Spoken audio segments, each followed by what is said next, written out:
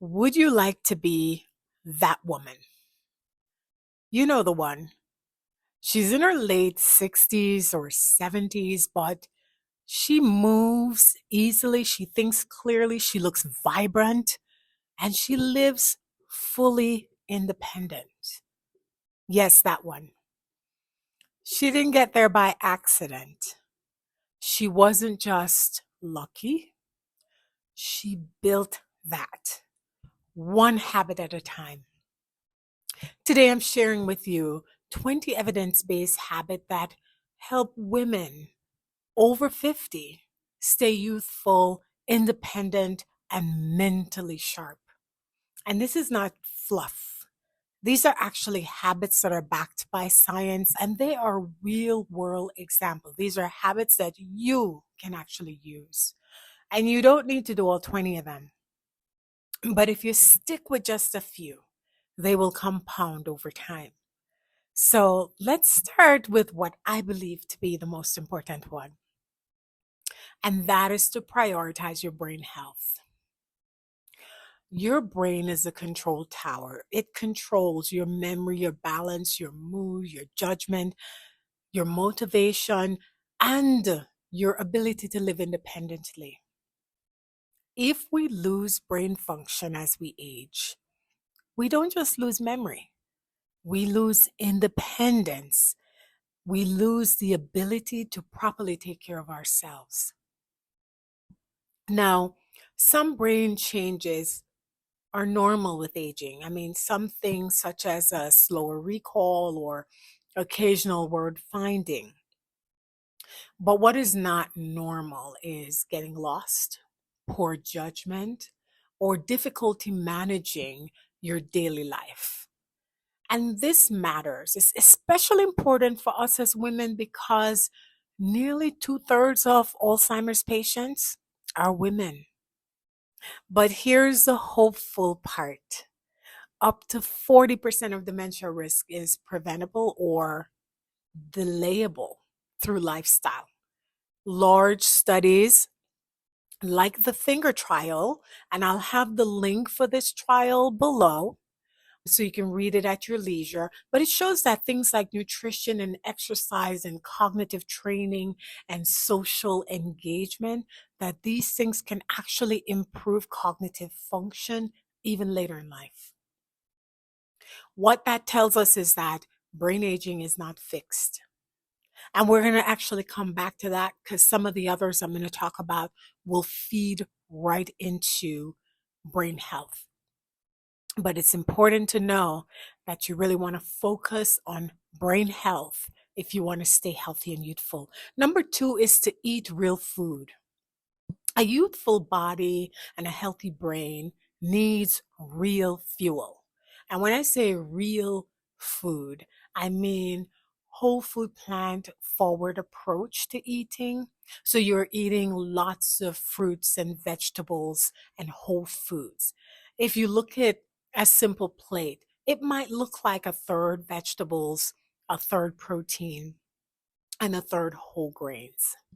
And if you're focusing most of your plate this way, you will do very well. The vegetables, particularly the leafy greens, are filled with antioxidants. They protect your brain, they reduce inflammation in the body, they have general health benefits. And I mentioned fruits earlier. Fruits, particularly berries, have been shown in studies to be protective of your brain. Let's talk a little bit about protein. Protein helps to preserve muscles. And it also helps with metabolism. And this is important as we age. Again, this is particularly important because muscle loss is a real thing as we age. And muscles are also really important for strength, mobility, and youthfulness. So consider prioritizing proteins such as beans, lentils, tofu, fish like salmon or sardine, which are fatty fish, and you tend to get other things like omega-3 from that. Whole grains tend to stabilize the blood sugar. It's critical for brain health and for energy and for your metabolism. And eating this way with a healthy plate is linked to better cognition, better metabolic health, and just better overall aging. The third habit is to prioritize sleep. I've never hidden from you that sleep has always been a challenge for me. I've struggled with it in the past. I have it mostly under control. But sometimes if I don't do the right things, I'll have a tough night. This is something you have to be intentional about. Interestingly, I remember when I was in medical school, many of us would stay up all night studying for exams. We'd come to the lecture hall with a large cup of coffee and a container of Red Bull. And you would see it on almost everyone's desk in the auditorium. It was almost like a rite of passage, but I know better now. That was not healthy. And actually, I remember listening to an entrepreneur as well as a TV personality who mentioned that sleeping is for sissy.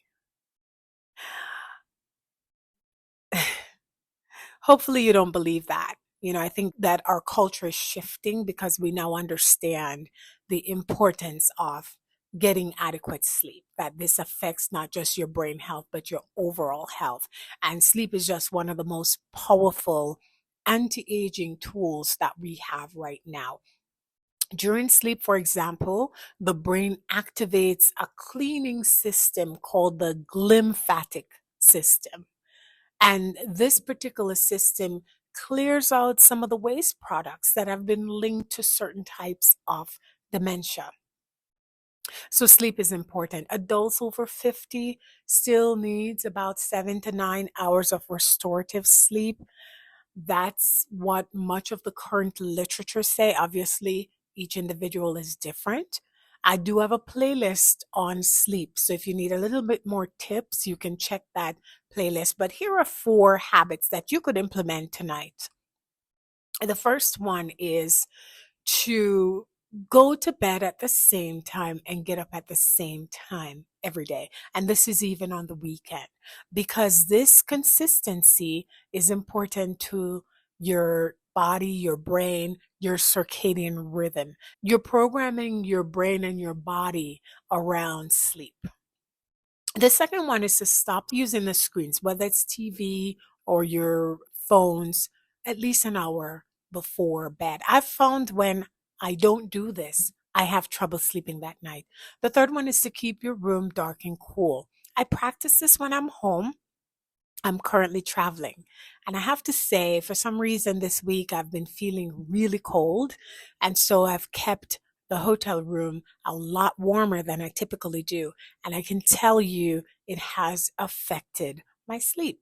So you want the room cool and dark if you want to have better sleep. And the final tip that you can implement right away is to get morning sunlight early in the day. So when you get up in the morning, get outside and get some sunlight. If you can't do that, open up the shades or, just get some sunlight on you. This is important for your circadian rhythm. I know some people work from home and you don't always get outside, but you can open up the screen. You can step out on your patio and get that morning sunlight. Again, it resets the body and affect the circadian rhythm, and that's important for sleep. Remember that sleep is not optional. Sleep is foundational to your health, and you're not a sissy for wanting to get adequate sleep. I'd say you're smart because you understand the impact of getting good sleep on not just how you feel, but how you perform, how you age, and your health. Number 4 is to keep the body moving. There's a popular saying that movement is medicine, and it is true. It is so true. This is not just a saying, right? The current recommendation for exercise is 150 minutes, at least 150 minutes of moderate aerobic activity per week, 2 to 3 days of strength training per week. I will also add that regular balance and flexibility work should be encouraged. This is especially important as we're getting older and we lose our mobility and our flexibility. I'm really a big proponent of walking. Many of you know that I walk every day, about 2 to 3 miles a day. But I also know that for women over 50, strength training is essential. So even though I walk, I also do strength training. Strength training will help you to preserve your muscles, protect your bone, improve your strength, promote mobility, and also has been shown to help reduce falls. One of the best strategies for consistency when it comes to exercise, because I know not everybody will get up and do it, is to get yourself an accountability buddy. Motivation fades over time, but accountability seems to work. Another thing I will say is while exercise is great and really important for your health, speak with your health professional before you start an exercise program. You do not want to have underlying issues that you're not aware of, and then you start an aggressive exercise program, right? And always start slow. Number five is to shore up your relationship. Again, we did not know the impact of loneliness on health.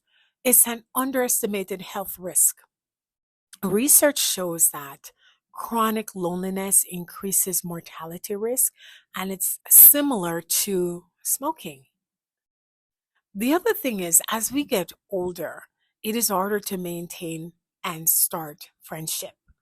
I can tell you on a personal level, I relocated, I changed jobs, and both of those things saw a change in friendship, the people I used to interact with. And you really have to be intentional as you get older to make new friends. The other thing for women is as you get older, there is retirement, there is relocation for some, the children leave the household, and the social network tend to be impacted. The idea is not to work harder, but to be intentional. And some unique ways to build that social connection include things like learning based groups. So if you're taking a course with a group of people, you're taking classes, you're learning a new skill, which in itself has health benefits and wellness benefits, particularly for the brain. But you're interacting with people on a regular basis. And so there's this camaraderie, and it's easier to build friendship that way. A walking club is another thing. This is a very popular thing. I'm actually thinking about starting one to help people with health and wellness, but walk with a doc is one that you can find in your community. And what you basically do is you're getting together, whatever the period, whether it's once a week, a couple of times a week, with the same people generally, and you're walking. The walk is usually slow enough that you can start a conversation. And those are same people that you can meet up with and have tea or coffee whenever you're not walking. So this is a great way to meet someone as you're in a walking group or some kind of training group. Again, this is a great way to build friendship. A third way is to volunteer. I found that when you volunteer, you're around people who share similar beliefs and purpose. And it's a great place that when you're volunteering, you have similar mindset around giving back. And it's a great way to start getting to know people. Someone that you meet while volunteering, you can connect with them, you can develop a friendship with them outside of the volunteer activity. Number four, when you attend things like creative classes, art, music lessons, another thing, these are activities that are again good for the brain, but you're also interacting with other people that you can form lasting friendships. And there's also meetup groups. When I was in New York, I formed friendships through a meetup group. So try that. Number six is hydration, purposeful hydration. Dehydration can affect energy, cognition, overall health, skin health. This is another one where I would say to you, talk to your personal healthcare professional before you start addressing your hydration. And the reason is there are certain conditions, whether it's cardiac conditions like congestive heart failure or certain kidney diseases, where there's a limit on the hydration. So talk with your health professional to see what's appropriate. In general, though, if you don't have any of those health conditions, what is often referenced is that women seem to benefit from about 2 to 2.7 liters a day, preferably water. And again, as I said, adjusted for health conditions. And here are some simple ways to get hydration. If I don't pay attention, I don't get enough water in. I know that. So here are some simple hacks that can increase your hydration. Try drinking a cup of water first thing in the morning. That's a great way to get some water in. Add things like herbal teas. This is another way to hydrate yourself. And some of these herbal teas also have additional benefits. Eat foods that are filled with water, lots of vegetables and fruit. You can use a reminder. There are apps that will remind you to hydrate, right? There are plenty of apps that will send you like a ding, a reminder, and you drink some water. Number 7, you want to stay youthful, you want to manage your stress. Not all stress is bad, by the way. Acute stress can be protective. It is that chronic stress that tends to be toxic. Chronic stress has been shown to do detrimental things like shrink your hippocampus. The hippocampus is that part of your brain that's important with memory and learning. Chronic stress may also impair your decision making. So, here are some effective stress management tools. I would say start off by paying attention to your body so that you know when you are in a place where you're experiencing chronic stress. And when you experience it, don't ignore it. Try to see if you can eliminate or alter the source of that stress, because simply just deep breathing and all of that is putting a band-aid on the stress. So try to address the stress at its root. And then once you know that, add things like the techniques that work: slow breathing, going for long walks outdoors, particularly in nature, has been shown to be great for your well-being and your mind. Practice mindfulness practices like meditation and prayer. Remember that stress management is not indulgence, it's protective. Good skincare. Youthful women who age well think about their skin. And it's not just about wrinkles, right? As we age, we lose things like collagen, elasticity, and even the facial fat distribution changes. Here are some strategies that might be helpful. In general, you have a practice of using a gentle cleanser, ensuring your skin is well moisturized, using good sun protection, and even treatments like retinol might be appropriate for you and important in helping with skin aging. You want to talk with your dermatologist about that. And don't forget to wear protective clothing when you're out in the sun: your hat, your sunglasses, and even protective clothing. Avoid peak sun hours for prolonged period. It is also very important to get your skin checks with your dermatologist, because not only are you worried about aging skin, you're worried about things like precancerous and cancerous lesions, and you want to catch these early. Number 9, women who are youthful are concerned about balancing their hormones. Hormones begin to change for many women in their 40s, and it accelerates in menopause. I've definitely experienced this. And loss of estrogen can affect many things like your brain, your skin, bones, mood, sleep, libido, to name a few things. You might have remembered that years ago, there were a lot of fears about hormone replacement therapy. There were studies that suggested that there might be issues associated with them. And now we have recent studies that have debunked those. What I would say to you is, if you are experiencing hormonal shifts that is affecting your health, your wellness, have a talk with your health professional to discuss whether or not rebalancing those hormones are appropriate for you, and what's the best approach for doing this. Number 10, protect your eyes. Youthful women know that vision loss threatens independence. Remember that Independence is important to healthy aging. Consider protecting your eyes by ensuring that you are seeing your doctor on an annual basis and having your eyes checked. I found issues with my eyes. These were incidental findings. I didn't even go in for that. So go in and get your eyes tested for things like glaucoma, macular degeneration, cataract. And remember, glaucoma is an irreversible cause of blindness. So you want to catch that early. The next thing is to get yourself proper UV protection sunglasses. There are some eye disorders that lead to blindness, and prolonged sunlight exposure to the eyes can be a risk factor. So remember to maintain your eyesight, because this is really a part of healthy aging and being youthful. Number 12, youthful women practice gratitude.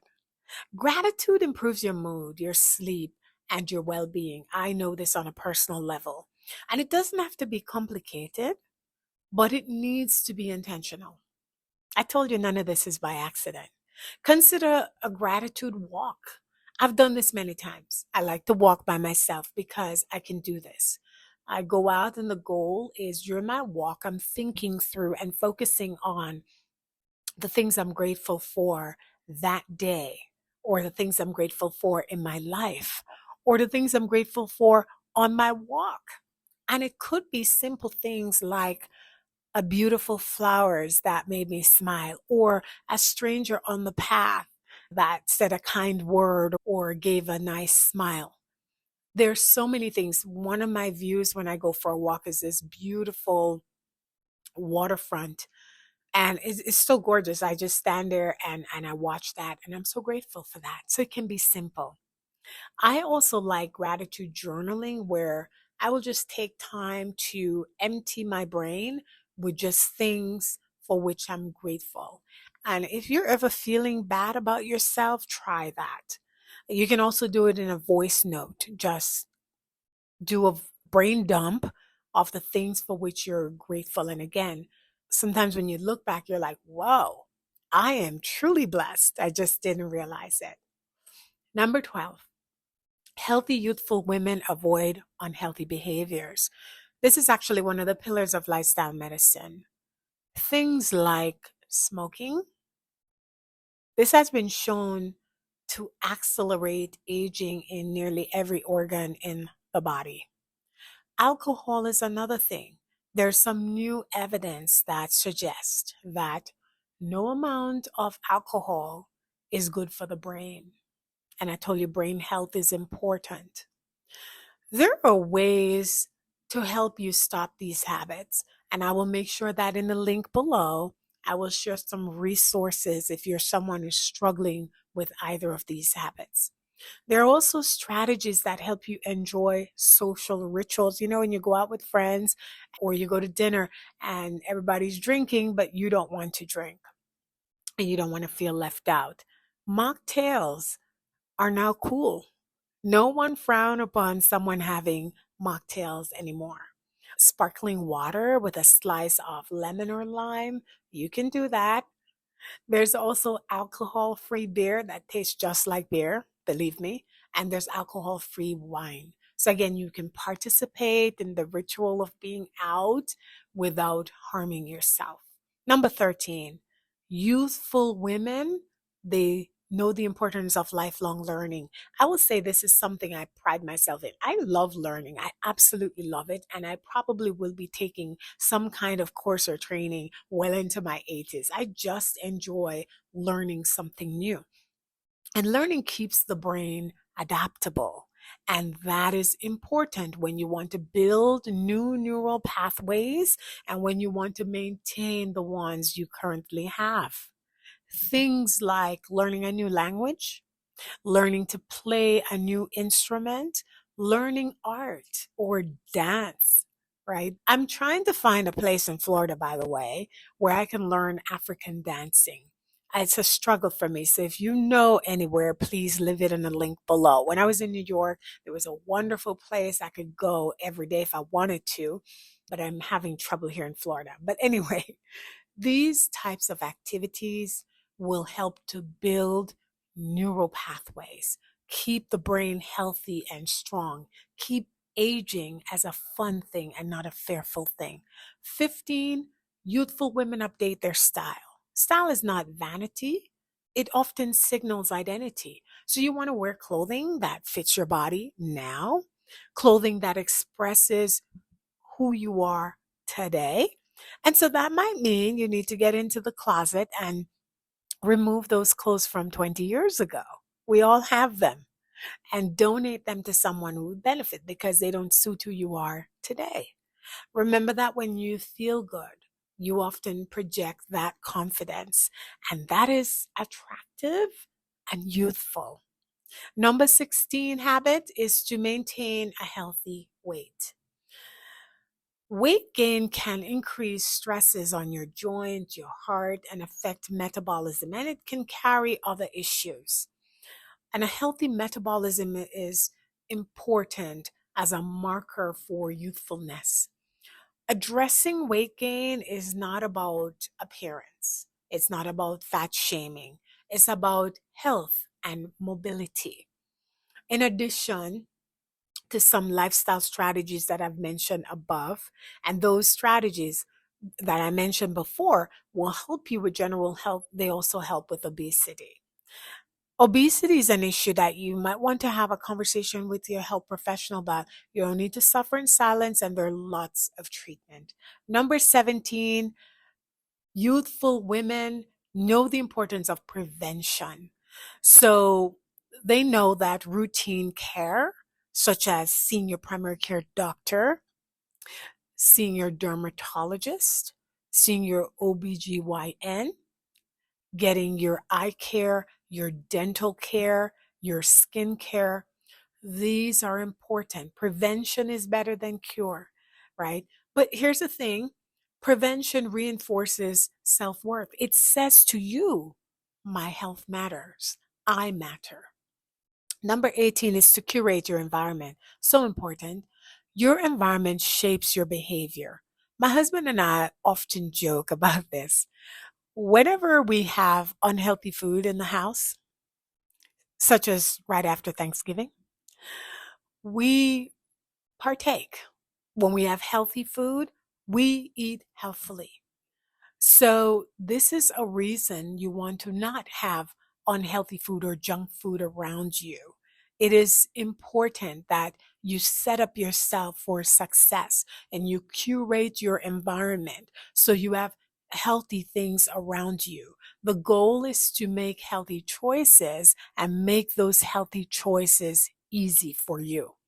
You do this by ensuring that your pantry and your refrigerator are stocked with healthy foods. And also, like I said, you declutter your closet and your drawers because that's also another way. If you want to drink water, don't have a lot of sodas hanging around. Remember that having healthy things around you makes it easier for you to choose to be healthy, right? And again, remove those things from your environment that no longer aligns with the person that you are. Number 19, you as a woman who want to stay healthy and youthful, think about limiting screen time. I'm talking about scrolling on social media and TV time. These will negatively impact your sleep. Again, I know this personally. If I am scrolling just before bed, my sleep is interrupted.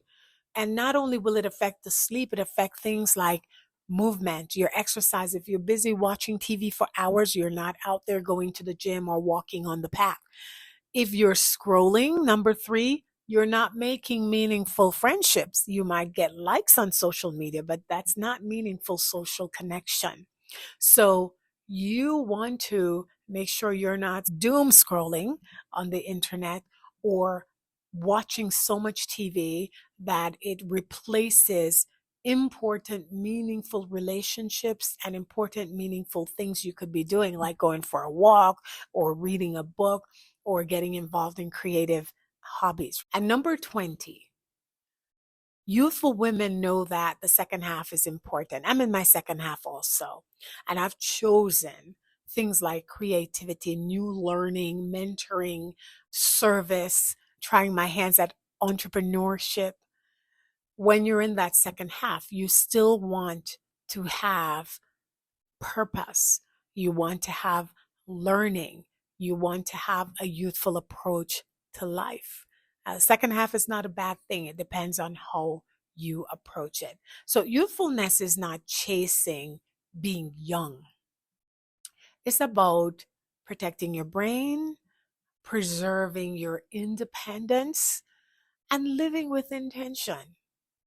Now, pick 2 habits and start today, and let time work for you, not against you. If you found any of this to be helpful, please like, subscribe, and share it with another woman over 50 who wants to age well. Thank you again for watching, and don't forget to check out this other video